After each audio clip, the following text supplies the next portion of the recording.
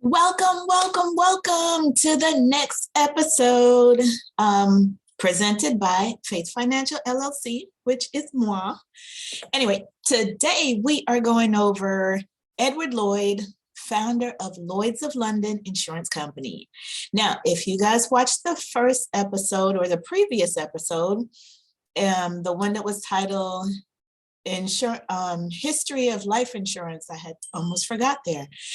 It was titled History of Insurance or History of Life Insurance. And we kind of went down the path of how insurance came to be. And then one of the things that we touched on was Lloyd's of London, one of my favorite insurance companies, very historical, kind of eye-catching, and it's been around for centuries. So I did tell you I was going to do a spinoff on this one. So here it is. Without further ado, let's get into it. All right, you guys know I always have my assistant who clicks the button for me. And so we can go to the next slide. So next.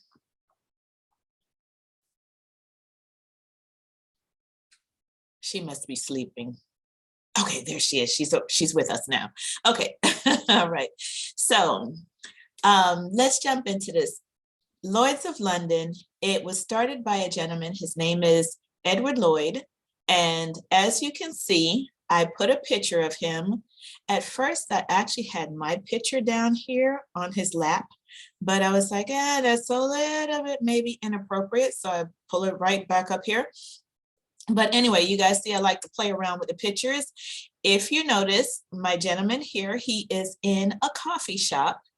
But if you're a little bit perceptive, you can see that this is probably not Edward Lloyd's body.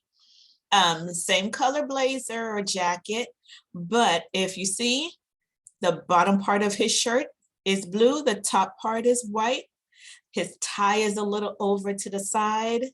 And if anybody catches on, he's actually using a cell phone, which I don't think they had back in the 17th century.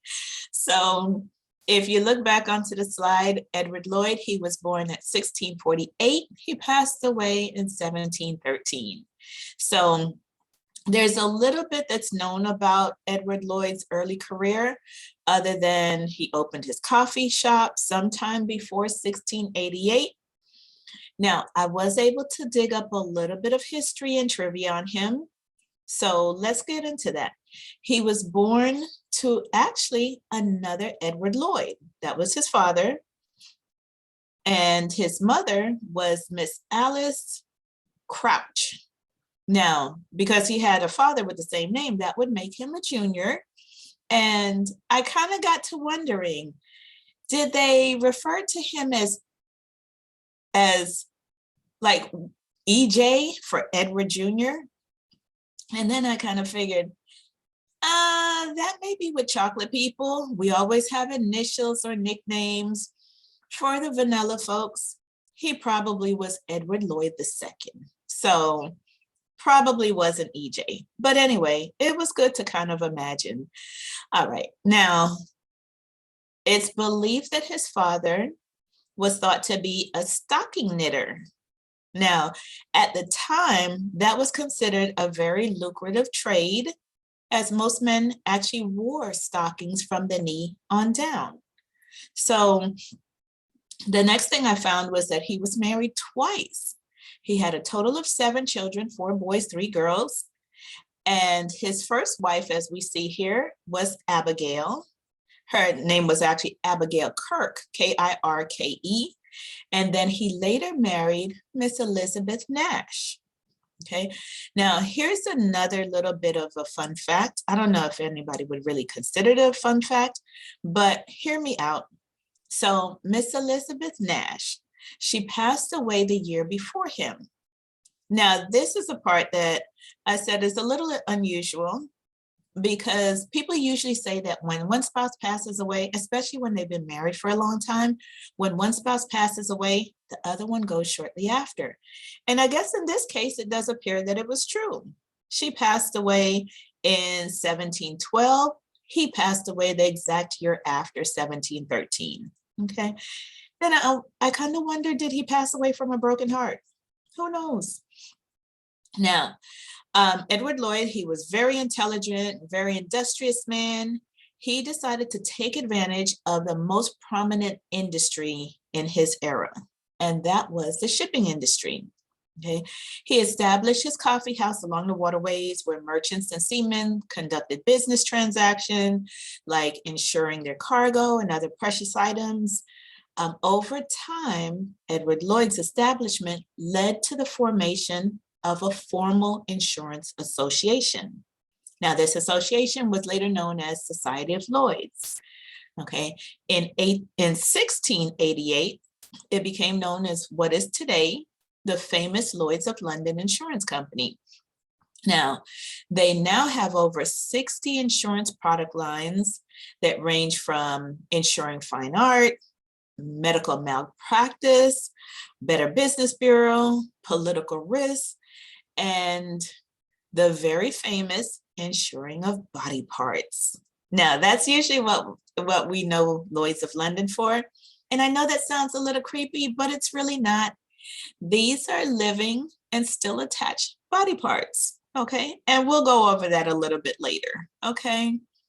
All right, so I know you guys have probably read the slide. It says Edward Lloyd, born in 1648, passed away in 1713. He came to London, it's thought from Canterbury, arriving with his first wife, Miss Abigail, and he was about 32 years old when he came. When he came over, when they made the trip, his son, his eldest son, Edward, which means he would have been Edward III, but Edward had just passed away and their third daughter, Mary, had just been born, okay? So a little bit more facts and trivia. Now, next, oh, she was quick with that slide. Okay. Now, Edward Lloyd's humble beginnings are believed to have begun in 1692 in his coffee house. He had a staff, usually 3 men, 2 girls.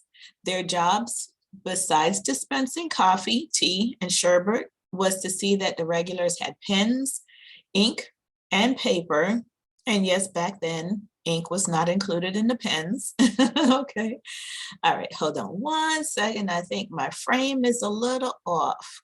Guys, forgive me. Okay, perfect. And I might have to flip it over again, but work with me. We're going to figure this out as we go. So if you see in the top picture, let's go over this. By 1698, Lloyd's Coffee House had become the scene of the regular candle auctions, which is a dramatic 17th century mode of auctioning where bidding began when the short stub of the candle was lit, and the successful bid was actually determined by when the light went out on the candle. Okay, that was the last bid before the light fluttered out. Now, let's go to the pictures. The first picture, top left, this is actually a sketch of what people thought, or the recollections of what people thought the coffee house would have looked like. Now, if you see, the coffee house was from 1691 to 1785. The reason why we have a sketch is because I believe cameras were probably invented. The first camera, I believe, was around 1816. So this is still quite a few years, maybe about 30 years before cameras were invented. So we didn't have any way to like click, click, smile. Everything had to be sketched out, okay? Now, the top right-hand picture is just a picture that I put up there by regarding the sale by candle or the auction by candle. But remember that, we're gonna get to that in a little bit, all right? Bottom left-hand picture, this is the first modern picture that I could find of an actual Lloyd's of London building. This was back in 1925. Of course, we had cameras by then. And it was pretty like kind of snazzy. I love all the carvings on the top, very elegant building, okay? Over to the bottom right-hand corner, you'll see, I put modern Lloyd's of London building, but this one was actually built in 1980. Oh my goodness, 1980. It kind of looks to me like a space station or something. but it's a humongous, very elegant building. Okay. But anyway, I just wanted to give you guys a little history so you can see how he started off with just a little coffee shop lined along the waterways where the merchants would leave on their ships and come back. Then it moved on to, long after he's passed away, to these elegant buildings, and now these buildings that look like spaceships or something. But just to say, Lloyd's of London is still in operation today. Okay, next. All right, now this is also a little interesting bit of history. Okay, stay with me. This is fun. This part I actually enjoyed. Well, I enjoy all of it, but this I thought was really cool. By 1663, over 80 coffee houses could be found within the Roman walls of the city of London. Inside, you had businessmen, writers, poets, members of the public who would drink coffee and just talked and chit chat late into the night. Now, I'm sure they were talking business and whatnot, little business, little not. Okay, now there's some discrepancy over whether women were actually welcomed in these establishments. I actually imagine that maybe these coffee houses were similar to modern day bars. Women were probably not prohibited, but may just not have really wanted to be in that kind of environment, especially in that era. Because keep in mind, women were like very kind of dainty, always well dressed, covered up, you know, so they probably didn't want to be seen. It was probably like something, you know, oh my gosh, your wife was in a bar, which we say that now, but yeah, women are in bars, bartenders and all of that stuff, even dancing on the tabletop sometimes. So it probably was an establishment that women didn't want to be seen in, or it was maybe disrespectful if you were seen in that kind of environment, but I don't think they were prohibited. And there's some controversy about that. Now, in the first picture, over to the left, you can see this is the women's petition against coffee. Now, this actually gives light to what women thought of these establishments. Okay, so you can see the woman in the picture, she's got her hand on her hips. She was not happy with this whole coffee house thing, men staying out late at night, no cell phones, you can't call them and see where they are, what they're doing. So, and this was actually at the time, over 1,000 women signed a petition. And back then, that was actually enough to get the attention of the royal court. So supposedly the wives of the coffee drinkers, they moaned and complained about the fact that these men drinking coffee, it was probably among the businessmen like an intellectual pastime, but the women complained that it rendered their husbands impotent. And here's a quote. They said that, this is a quote that I found. It says, as unfruitful as those deserts whence that unhappy berry is said to be brought. Now, this is kind of a little humorous, but stay with me. You're going to see what these women were actually complaining about, okay? Now, the women were saying, well, part of it I thought was kind of a little funny, because when they say unfruitful, actually, when you talk about the land where coffee beans, and they're not fruits, they're beans, where coffee beans are grown, it's generally considered to be rich and fertile land. So these women were saying it's like unfruitful, it was like a desert. These women, you can tell they had some attitude back then. Okay, now here's another quote that I find.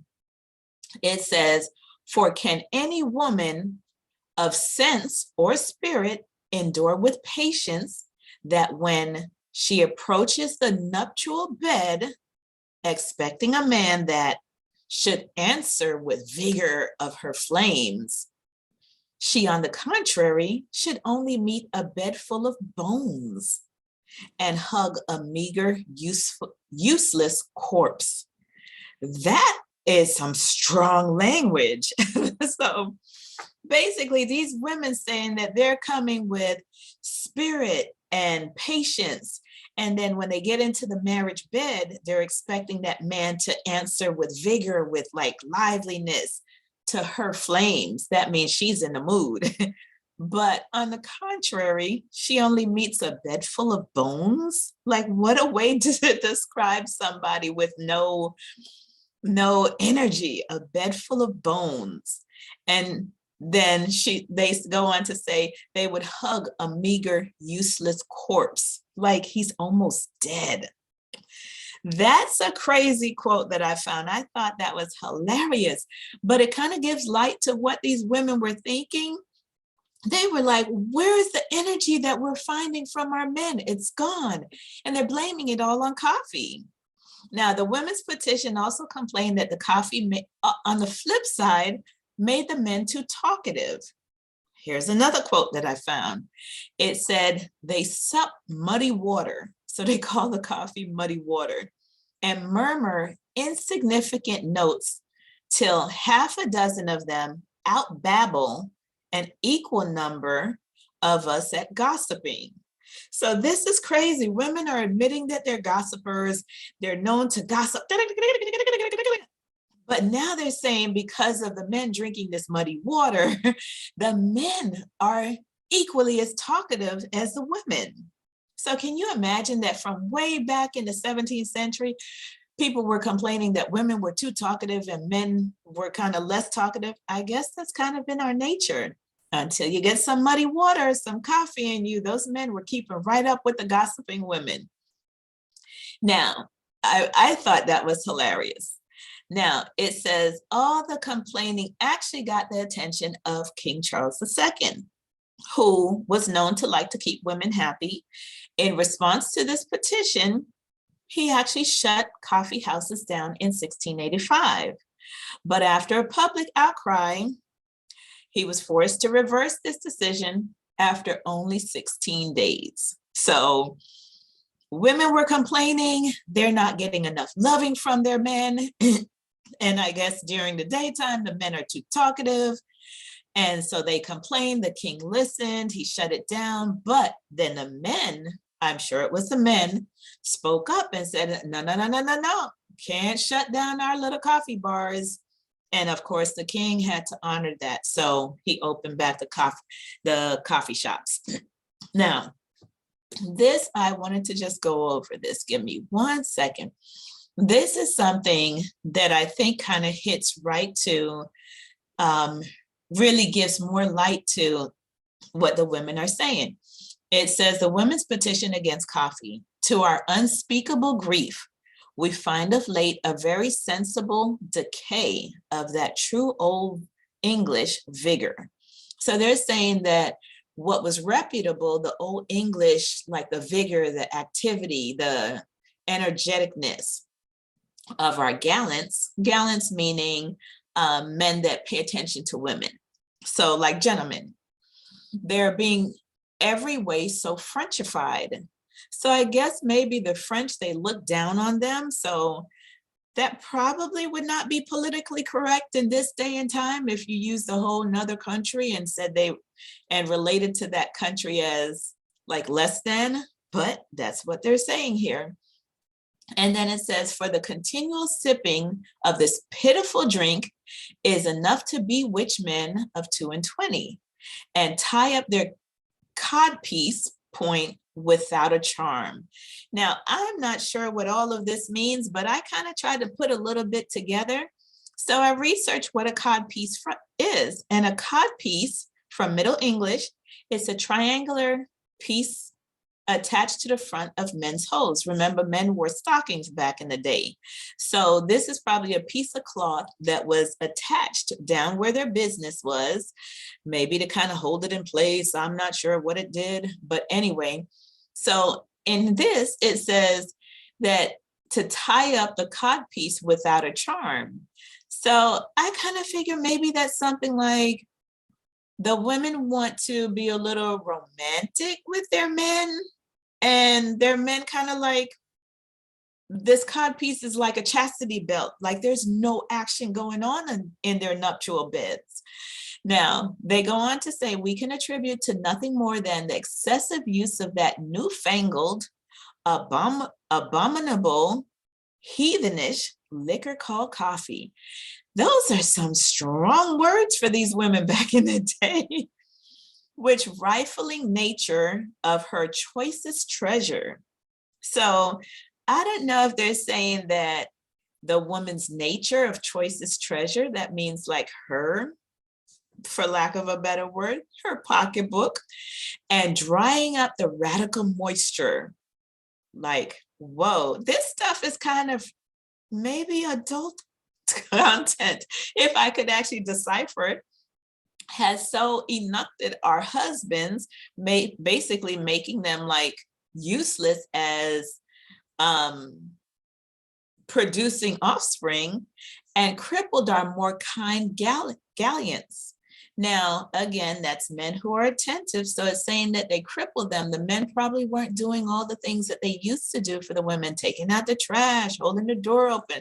I don't know what they did, tipping their hat, that they are become as impotent as age. That means they didn't have any ED pills or anything like that.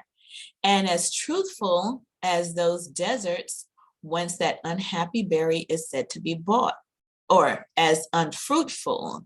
So these women are basically saying over and over in every documentation, they're not getting the loving, they're not getting the attention, and these men just want to chit chat all the time.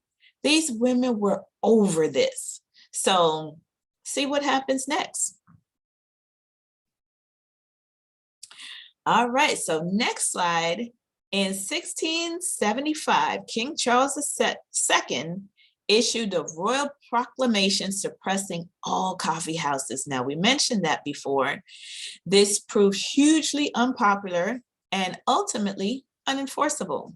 Coffee houses had become too important to disappear with the flick of the king's pen. The coffee houses multiplied in England, crossed the Atlantic, and percolated to the America, where we have Starbucks, Dunkin' Donuts, all of that. Now, by the end of 1691, business was booming. Edward Lloyd was now 43 years old. He moved his coffee house to a more affluent business district. The address then was number 16 Lombard Street, and it was across the road from the Royal Exchange in the heart of the Merchants Quarter. Now, truly, business is booming if you can actually be across from the Royal Exchange. That was like the downtown, the government building or something, the White House.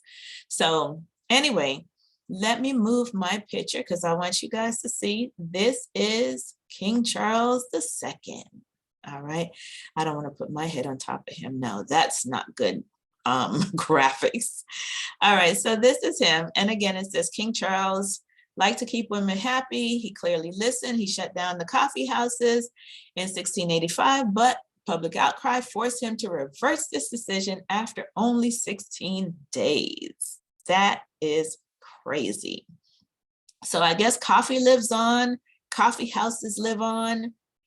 All right, guys, we're gonna switch gears a little bit. Stay with me, okay? Don't stop watching the video now, all right? Now, this is, give me one moment. I'm just gonna move myself right back up here to the top. All right, so now these one or two next slides, they may be a hard pill to swallow, but the ending hopefully will leave us inspired, okay? Now, remember a few slides ago, I mentioned about sales or auction by candle. Well, here's a hidden bit of history. During the transatlantic slave trade, quotes, cargo was a valuable commodity that needed to be insured. And the word cargo was also used to refer to slaves who were thought of as property rather than passengers or people. Now, this lovely woman that we see in the slide is Queen Nanny, affectionately known as Granny Nanny. or Nanny of the Maroons. She was born circa 1686 and died circa 1733. Okay. Now, one thing that I want to make a quick mention of, when we talk about, it already shows to me when I hear the word circa and it refers to chocolate people, it hurts my heart because it means that we don't even know exactly when she was born. Circa means around. Now, when it came to Edward Lloyd, we actually know exactly when he was born. So here we're going to see how some history was lost, but stay with me, guys. Now, she was an 18th century leader of the Jamaican Maroons. She led a community of formerly enslaved Africans called the Windward Maroons. In the early 18th century, under the leadership of Queen Nanny, the Windward Maroons fought guerrilla-style war over many years against the British authorities in the colony of Jamaica. Now, this is what became known as the First Maroon War. Okay. Much of what is known about her comes from oral history, as little written evidence exists. According to Maroon legend, Queen Nanny was born in what today is Ghana of the Ashanti people. According to oral tradition, and at least one documentary source, she was never enslaved. Although widely assumed that she arrived in Jamaica as a slave, how she arrived in Jamaica is not certain. Okay. During the years of warfare, the British suffered significant losses in their encounters with the Windward Maroons of Eastern Jamaica. Maroons attributed their success against the British to the successful use of supernatural powers by Queen Nanny. But historians argue that the Maroon mastery of guerrilla warfare played a significant role in their success. Having failed to defeat them on the battlefield, the British sued for peace. So they actually said, listen, basically, we give up. They signed a treaty with them on the 20th of April, 1740.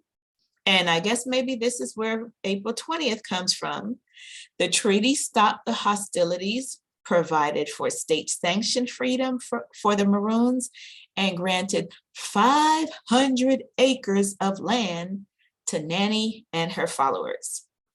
Now, this village there's a village built on the land, and it still stands today. It is called Moortown. It's also known as New Nanny Town. Modern members of the Moortown celebrate the 20th of April as a holiday.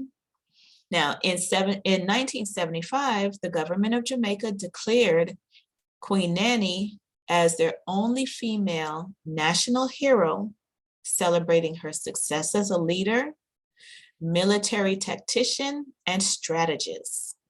Her image is also on the Jamaican $500 bill, which is called a nanny in Jamaican slang. I thought that was pretty cool. Partially, I'll share a little bit of history.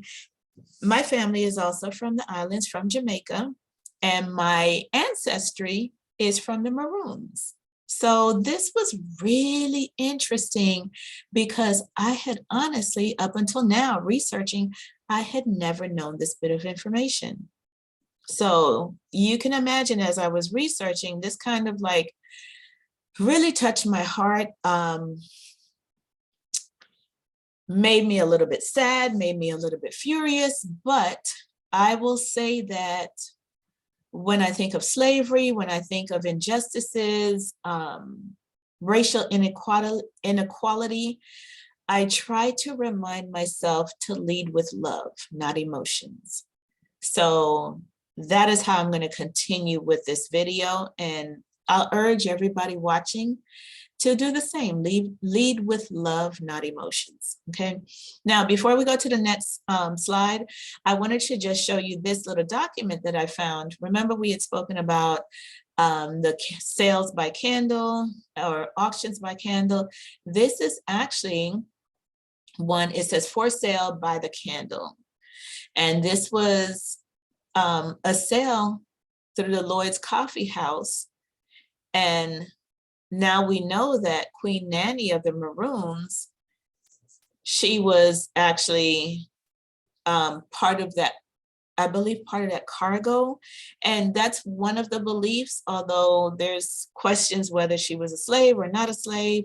But anyway, so I thought this was pretty interesting to see the documentation and to actually back it up with an actual person. So, okay, next. All right, so next slide. Looking at this picture, I put a few pictures on here. I thought they were pretty interesting. The first picture, top left, this depicts the battle with the British that eventually led to that peace treaty that we talked about. I kind of like this picture because it shows the chocolate people winning. So I think that was pretty cool. I don't know. It just made me feel a little bit better, but ultimately people died on both sides. And then there was the peace treaty. Okay, so that is the ultimate outcome. That's what gives me a chance to catch my breath and feel like there's hope for humanity. Okay. The next picture in the middle where you see the gentleman that looks like he's praying, this is a picture and you see the monument behind him. It says Nanny of the Maroons. This is Queen Nanny's burial place. Okay. Now, also, let me just move my little picture. This next one that says slave leader, this is actually a YouTube video that I found that was very informative. So I think that's something that you guys might want to look at. I'll put the link in the show notes below, and you can kind of click on those, and any links that I go over, I'll put them in the show notes and you can kind of watch that video. It's very informative. Then there's the other YouTube video that I've seen before and loved it. It is called The Maroons. And again, I'll put the link in the show notes. And it really shows modern day, how the Maroons live now, what they do, how they live off the land. I love that. And it gives me pride because that's my people. Now, on the bottom left, you'll see this tranquil picture. This is actually Nanny Town, okay? Now known as Moortown, but this was the area where Queen Nanny had her village, her people lived. How beautiful is that? Okay, now the last picture, and let me move myself. I wish I was on the dollar bill with her, but I was not. I'm going to put myself over here for a second. This last picture is a Jamaican $500 bill where Queen Nanny is, you'll see her picture on there, and she's remembered and honored as a heroine and a symbol of wisdom, bravery, and leadership. So I thought that was super cool. I probably will try to get a $500 bill and just keep it for, you know, for inspiration. Because if you can imagine what Queen Nanny did, being able to use guerrilla warfare, which basically means kind of using nature in the landscape because you know it better, and being able to surprise and attack your enemies and take them down. And that's really what she did. And, you know, it's not known whether she actually did any fighting. I don't believe so from what I recall, but I thought this was pretty, the whole story was just inspirational to me, okay? Despite going through things and trying to be held down and even a lot of loss, people are so resilient and, you know, overcomers. So, all right, next. Okay, so next slide, let me just move this back over. There we go, almost. All right, so I'm gonna put myself right here in the middle. I'm just moving all over the screen, guys, just stay with me. Okay, now hopefully everyone is still with me. Next, we're gonna review some historical information that I found about the transatlantic slave trade. Okay, now history is unsure of how many slaves were actually transported during the period of time from approximately 1500 to 1900. Okay, I saw different numbers, but I'm going to go with this one because it seemed that it encompassed more than just slaves coming from Africa to America. Okay, so in this one that I found, it says it is estimated that about 12 million slaves entered the Atlantic trade between the 16th and 19th century, but about 1.5 million died on board ships. About 10.5 million slaves arrived in the Americas. Now, this top left-hand picture shows the routes for the merchants. So let's just look at this. If we see here, here's Africa, and everything kind of starts from here. These merchants and seamen, they would come to Africa, they would get the slaves, they would get the people, shackle them, and basically put them on ships. And they would leave off from the West Coast. And if you see the big red arrows where it's thicker, those were the normal routes that they went. And you see a lot of them went to South America, which we probably don't know a lot, but when you talk about Brazil, yeah, there were slaves there too. And then more of them continued on to North America, which is where most of us are who could be watching this in the United States. Now, on the east side, you can see that there were some routes as well, smaller ones, but there were some routes where they went over to these islands, and they went to India, to Asia. So slaves were being taken pretty much everywhere. So when we hear history about a few million, actually, if you don't just look at North America, if you look at everywhere that they went, North America, South America, India, Asia, Europe, you'll see that 12 million could be realistic, okay? Now, beside the slaves who died in the Middle Passage, more Africans also died during the slave raids and wars in Africa, when they were forced to march to the ports before they were shackled and restrained on the ships. Now, once they got to the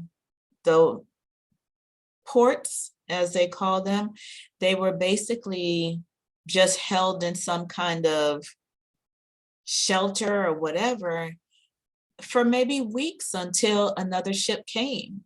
And during that time, did people die? Absolutely. Okay. Now, there is a gentleman, Mr. Patrick Manning. He's a historian. He's the one that estimates that approximately 4 million people died inside Africa after being captured, and many more died at a very young age. So that tells us even in being captured and brought to the ports to wait to be put on the ships, people were dying. Now, his estimate covers 12 million who were originally destined for the Atlantic, as well as 6 million destined for Asian slave markets and 8 million destined for African markets. Of the slaves shipped to the Americas, the largest share went to Brazil and the Caribbean. An estimated 3.2 million enslaved African people were transported by Britain's vast shipping industry. And Lloyd's of London was the global center for ensuring that industry. Okay, so just so you guys kind of see how, again, Lloyd's of London is tied to the transatlantic slave trade. I just kind of wanted to bring that to connect the dots for anyone. All right, next slide. So here, after seeing all the things that happened, people say, oh, this is hundreds of years later, but there's still a difference in the wealth gap, and we kind of have to look at how that happens. Okay, let me move myself over up here so I'm out of the way. So when it comes to a wealth gap, it has a lot to do with generational wealth and what we leave for our family members and the inheritance. Okay, now, okay, let me take a quick breath because I know going over all the slave stuff and maybe the realization that Lloyd's of London was involved, that can be a lot. So let me take a breath. Okay. All right. So throughout this time, let's just kind of pick this back up and I'll give you an example. Throughout the time that Edward Lloyd had his coffee house and his business, he pretty much made a big name for himself.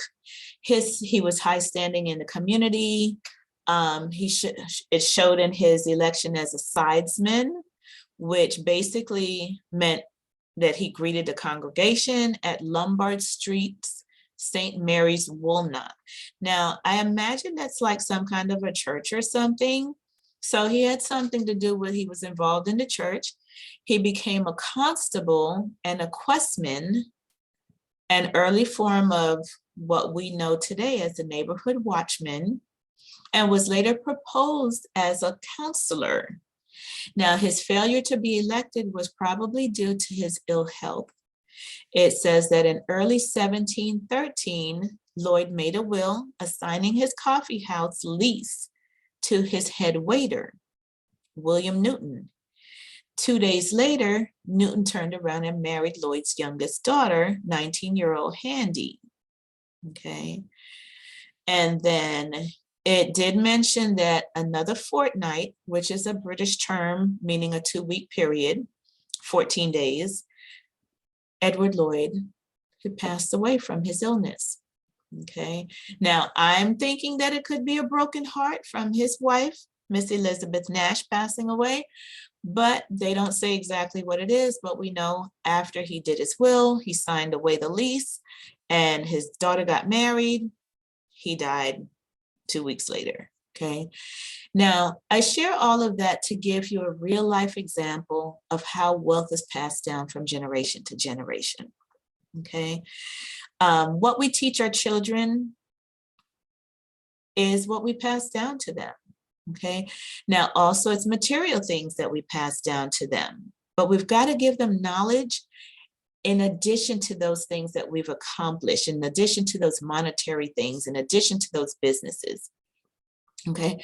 In this case, the daughter and the son-in-law inherited Edward Lloyd's booming business that was a well-established brand.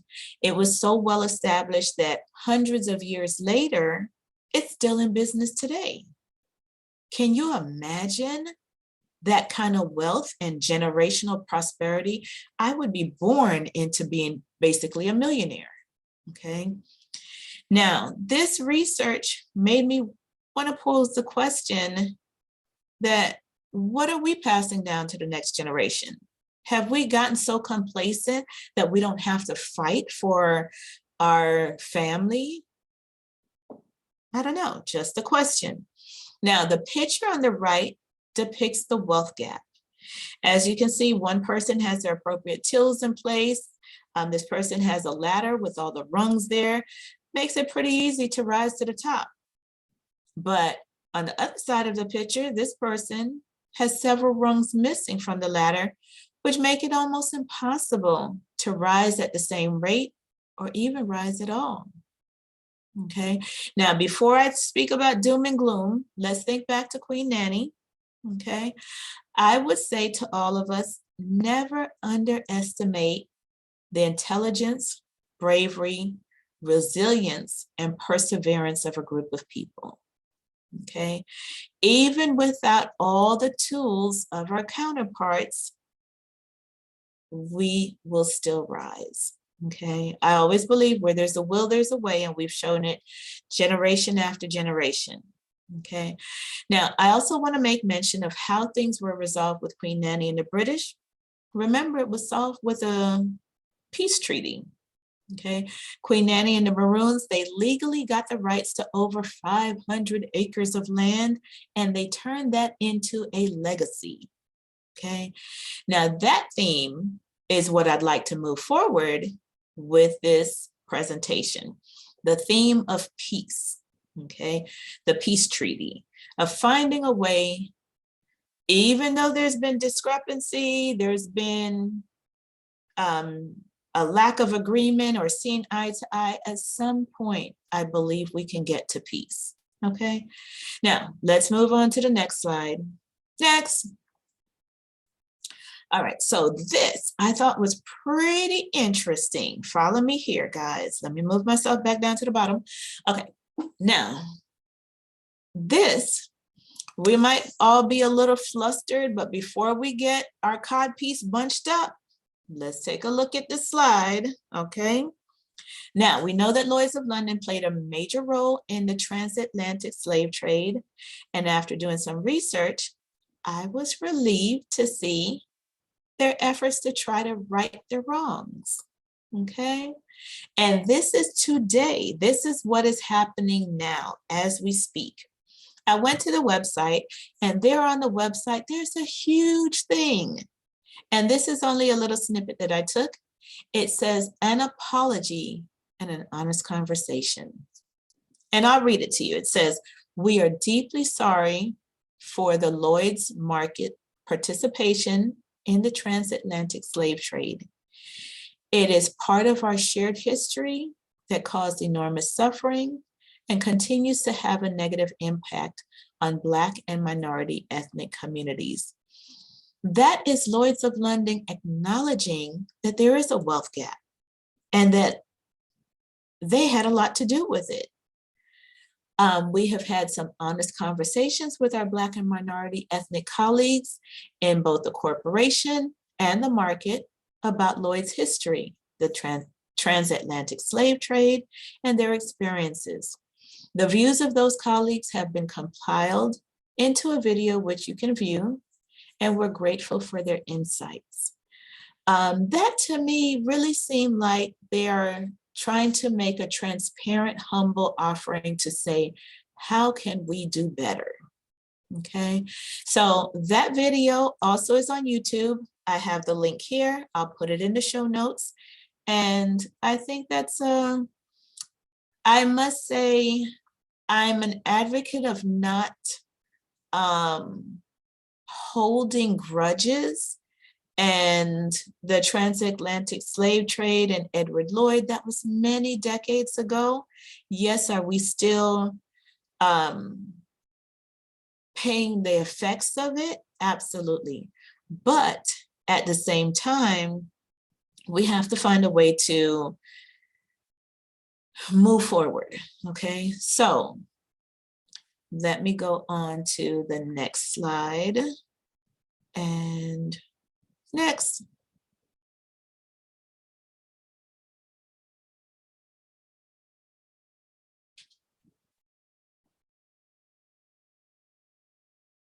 Okay, so my computer might be moving just a little bit slow, but it will move. Bear with us. There we go. Okay, now it moved too fast. All right, perfect. Okay, now, how do we move forward? Okay, so what I will say is we've got to find a way to, number one, continue healing.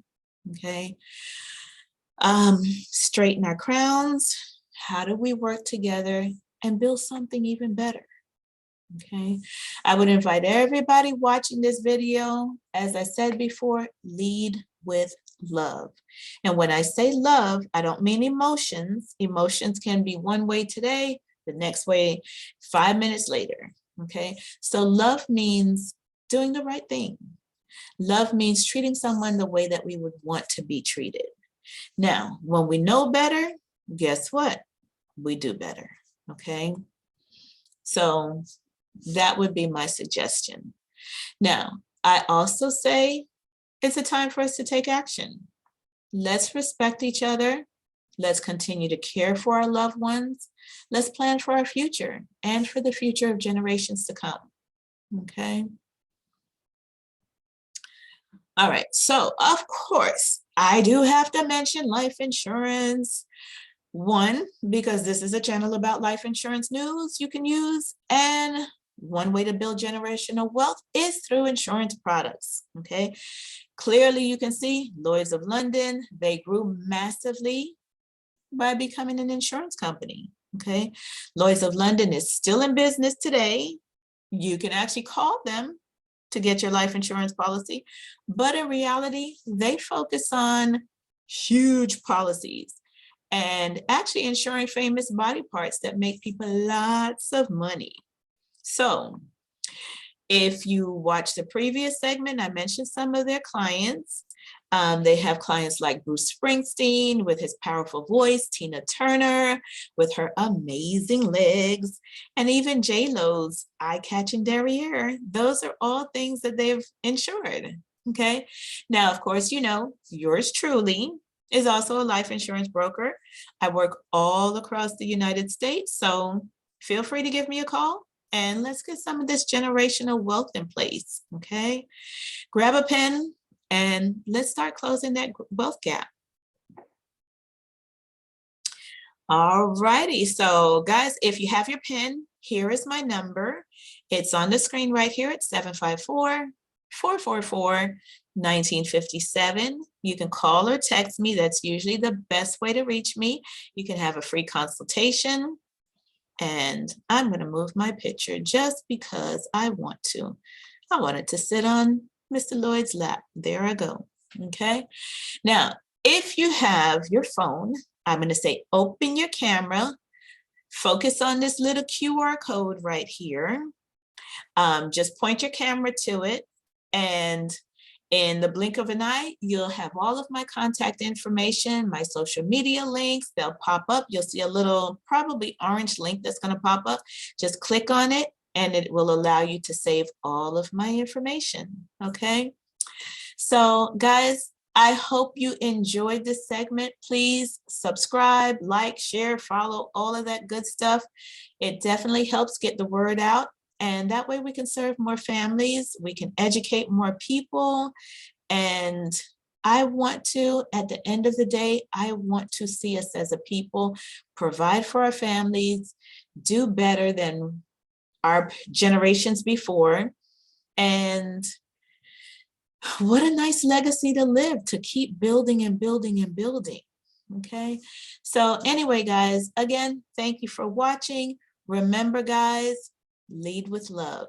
Go out and do something nice for someone today, okay? All right, that's it. Let me figure out how to end this little video thing, and we will be done.